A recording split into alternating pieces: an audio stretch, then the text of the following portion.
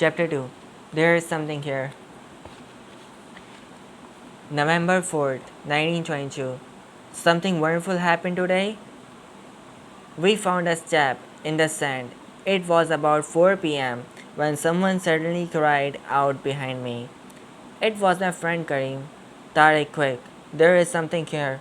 I ran to him and we dug fast. We soon found a step in the sand. Under the first step, we could see a second one. I said, stop. We must get Mr. Carter back. Someone found Mr. Carter and he ran over to us. When he saw the step, he was very excited and he couldn't speak. We all waited. Then he found his voice. Dig, he cried, dig, I say. So we all dug very quickly and we found 5 more steps before the sun went down. Then we stopped. Now we are all very tired but very excited at dinner. There were many questions in all our heads. What are we going to find next? Is there a Tom here? Is it going to be open or closed? Early. Tomorrow morning we must dig more. I don't think so. I am so good. I am going to sleep very much tonight. At last, there is something new in the sand, and my friend Karim found it. November 6th, 1922. Tonight, I can tell my diary everything. But only my daddy, Mr. Carter, says we can't tell people about the steps in the sand. He says they are very important. Today, important. Today we have 16 steps in the sand. Then we found a door, and the most important thing, the door wasn't open, but had old Egyptian seals on it. Mr. Carter went down the steps and looked at the seals very carefully.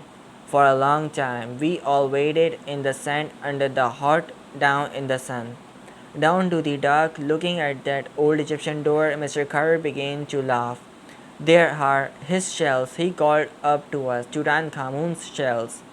I think it's his tomb at last. Well done, everybody. We all laughed and cried. It was very exciting, but after a time, Mr. Carter said, we must all be quiet.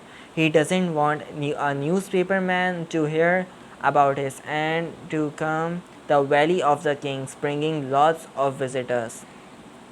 First, I must tell Lord Carnarvon, said Mr. Carter. We can't open the door without him.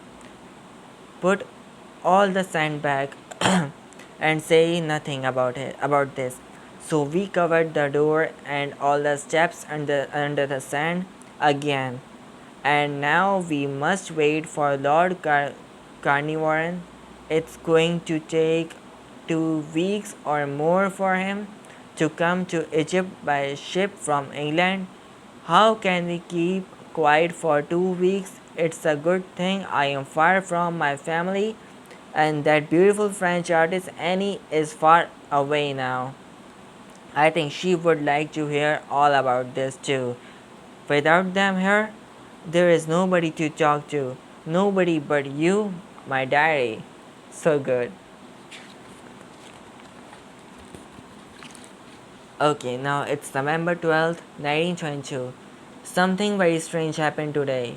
A snake killed Mr. Carter Yellowbird and ate it. Mr. Karim was ill, and his face went white when he heard about it. The yellow bird helped us to find Tutankhamun's tomb, he said, but now Tutankhamun sent the snake to kill the bird because he is angry with us. We must stop digging at once and never open the boy king's tomb. Mr. Carter told Karim to be quiet and not to say all those crazy things in front of the younger boys. Listen to me first, Karim. He said Tutankhamun died thousands of years ago. He can't be angry with us. Do you hear me? Who is right about Tutankhamun, Mr. Carter or Mr. Karim? I don't know about a beginning to feel afraid. November 23rd of 1922. Today at last Lord Carnarvon and his daughter Evelyn arrived. Lord Carnarvon doesn't look well. His face is very white and tired.